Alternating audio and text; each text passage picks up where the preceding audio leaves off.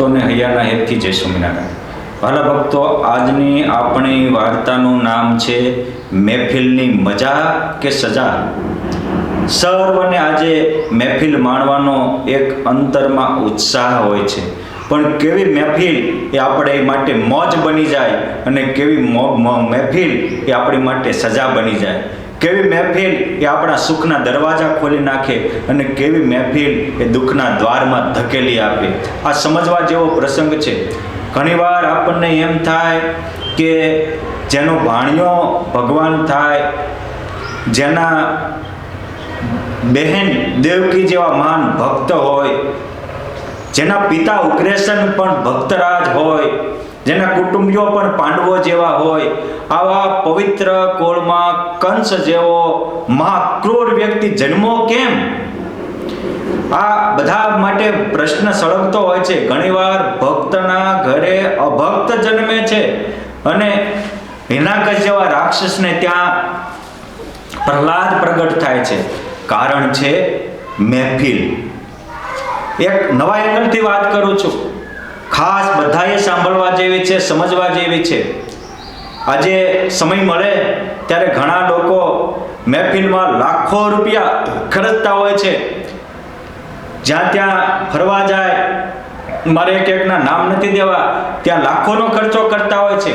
અને જે મહેફિલમાંથી, જે સેવાથી, જ્યાં દર્શનથી અનંત જન્મના પાપ નષ્ટ થાય, હૈયામાં શાંતિનો સાગર રેલાય, એની માટે કાંઈ કરતા નથી.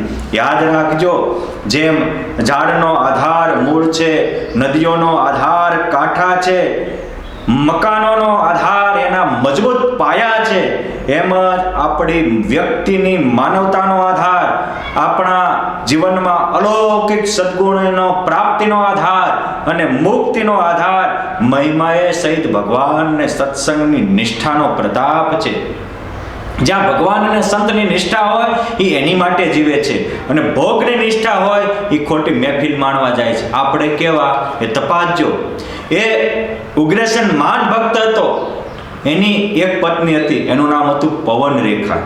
આપણને એમ થાય કે આ પવનરેખા, ખરેખર પવનરેખા ગમીના ઉડતી હતી. આજે તે આપણે જુઓ ને, ઘણીવાર મોબાઈલમાં ગમીના નથી ઉડતા થઈ જતા, અને માણસ પોતાના કુસ્વભાવે કરીને દુઃખી થાય છે.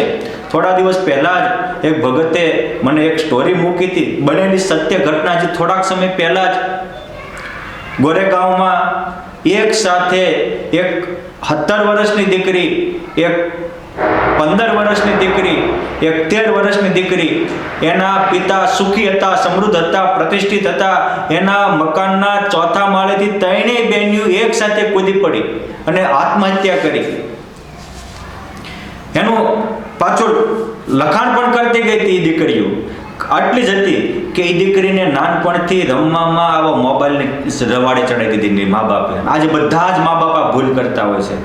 એટલે ઓલીને હું મગજમાં ચડી ગયું, એટલે કાંઈ કે હોય ને ત્યાં કેરિયા, મારે કેરિયામાં પણવું છે, કેરિયાની વસ્તુ ગમે, એ મોબાઈલમાં એને કંઈક કેરિયા દેશનું કંઈક ગમી ગયેલું કુદરતી વાતાવરણ, એટલે નકરું કેરિયા કેરિયા કેરિયા. જો એ જન્મી હતી ભારતમાં, પવિત્ર ભૂમિમાં જન્મી હતી, જ્યાં સાધુ સંતના બેસણા હોય ત્યાં જન્મી હતી. પરંતુ મોબાઈલમાં એવું ખોટું જોવાને કારણે કેરિયાનું મગજમાં ચડી ગયું. તે રાતે તે કેરિયા કેરિયા કરી કરે અને ચોપડી લખે, એમાં લખે મારે કેરિયામાં લગ્ન કરવા છે, કેરિયાનો આંબો હારો, કેરિયાનું ઝાડવું હારું, કેરિયા ગામની નદીઓ હારી, કેરિયા ગામના હિંસક પ્રાણીઓ હારા. જાણ મોઢામાં પાડીને કૂદી પડીને. પણ જો આ કુસંગ થઈ ગયો. માનવીની મેન્ટાલિટી એ છે કે આપણે જેવું મગજમાં ડેટા નાખીએ છીએ એવું આપણું જીવન બનાવી દેશે. આ કેરિયાની મહેફિલ માણવાની ઓલી થઈ અને એના પિતાએ મોબાઈલ લઈ લીધો એક દિવસ. એટલે કે તમે મને આમ કેરિયાની વસ્તુ જોવાની ના પાડો છો? હું ના નથી પાડતો. આ મોબાઈલમાં બધું સારું પણ બહુ આવે છે. આમાં જ રામાયણની સિરિયલ આવે છે, આમાં જ મહાભારત કે વિષ્ણુ કે કૃષ્ણની સિરિયલ આવે છે, આમાં જ આજે સત્સંગના અનેક મોટી ચેષ્ટાઓ કુંડળધામથી પ્રકાશન થયેલી છે, લીલાછમ વનમાં વગેરે પ્રસંગો 3D એનિમેશનના માધ્યમથી બહુ સારું આવે છે. પરંતુ માણસ એકવાર ખોટા રવાડે ચડી જાય ને પછી સાચું પકડવું કઠણ પડે છે. માત્ર એના બાપાએ મોબાઈલ લીધો ત્યાં કે આ તે મારો મોબાઈલ લઈ લીધો એની સજા ભોગવજે એમ ચિઠ્ઠી લખી અને તઈને કુદીને મરી ગઈ. હવે મરીને હું અધોગતિ થશે એ તો એ દીકરીઓ જે મરીને કેટલી દુઃખ ભોગવશે. બીજાને દુઃખ દેનારો કોઈ દી સુખી થાય નહીં. અને આવી રીતે બીજાને દુઃખ દેવા આત્મહત્યા કરે ને પરમાત્મા કોઈ કાળે મનુષ્ય જન્મ પણ આપતા નથી. માટે સાવધાન, ચેતી જાજો. આ મહેફિલની મજા મોબાઈલમાં કેરિયાની દેશની મહેફિલ માણવા ગઈ એની સજા થઈને એને આત્મહત્યા થઈ. મહેફિલની મજા પવનરેખા એની સખીઓ સાથે ત્યાં યમુનાના કિનારે દૂર સુદૂરના પ્રદેશમાં મહેફિલ માણવા ગઈ. ત્યાં હારું હારું ખૂબ ભોજન ખાધું. અને માણસે અત્યારે તે મહેફિલ માણવા જાય પછી બજારનું ગમે એવું ખાય પછી બુદ્ધિ ભ્રષ્ટ થઈ જાય, સારા વિચારો રહેતા નથી. હરે કૃપા તબ જાણીએ જબ રહત સદા સુ વિચાર, મુક્ત કહે તે હોત હે હરિ હરિ જનસુ પ્યાર. સારા વિચારો આવે એ પરમાત્માની કૃપા છે, સારા સપના આવે એ ભગવાનની કૃપા છે. આ મહેફિલ માણવા દૂર વહી ગઈ અને પછી વન વિહાર કરતી ખૂબ ખાધું અને પછી બુદ્ધિ ભ્રષ્ટ થઈ. દૂર જઈને એમથી કોઈ પુરુષ આવે તો હું એની સાથે વિહાર કરું. એ જ વખતે દુર્મિલક નામના રાક્ષસે જે કાલનેમીનો બીજો અવતાર હતો એને ત્યાં ઉગ્રેસનનું રૂપ લઈ, જેમ રાવણ સાધુના રૂપે પ્રગટ થયો એમ ઉગ્રેસનનું રૂપ લઈને આવ્યો અને એ પવનરેખા સાથે દુષ્વ્યવહાર કર્યો. એના પરિણામ રૂપે ત્યાં કંસનો જન્મ થયો. અને પછી તો આ હળી ગયો એટલે એના બધા જ ભાઈઓ, કંસ 9 ભાઈઓ હતા, બધા જ આવી રીતે અસુર અંશે પ્રગટ થયા.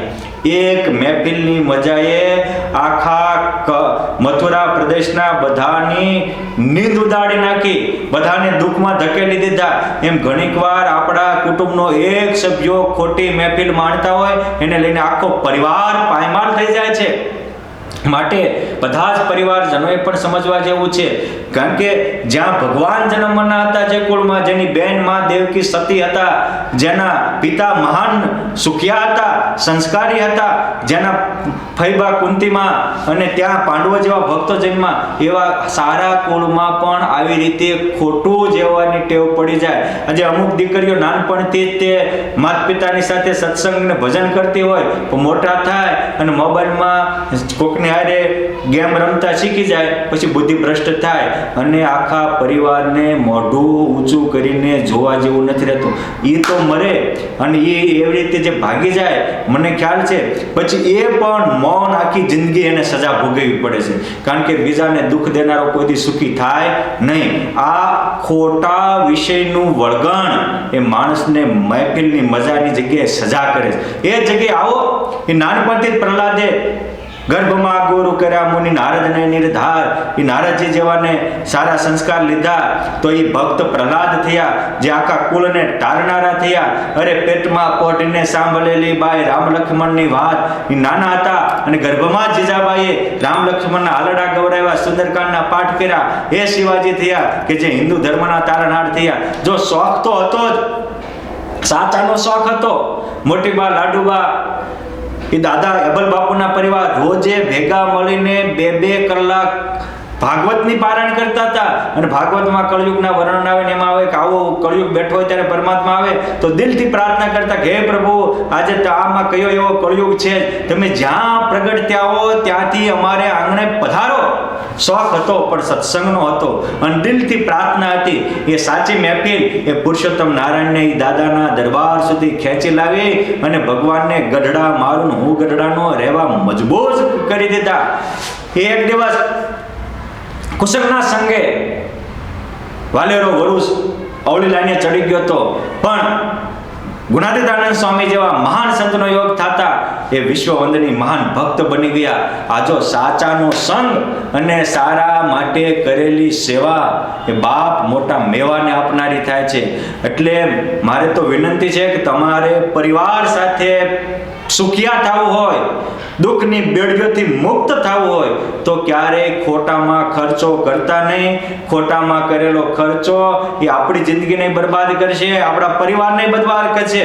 માનવીનો નેચર કેવો છે કે ખોટું હોય ને ત્યાં લાખો રૂપિયા ખર્ચે અને કોઈ સાધુ સંતોના આશ્રમ હોય, કોઈ મંદિર હોય, કોઈ ધર્મસ્થાન હોય ત્યાં જાય અને ત્યાં ઓલા પણ 5000નું ભાડું હોય, અહીં 500 આપવાનું હોય ને તો તકલીફ પડે કે મંદિરમાં ભાડું લે એટલે એને મેન્ટેન કરવા ન જતો હોય બુદ્ધિ ઊંધી હાંકે છે.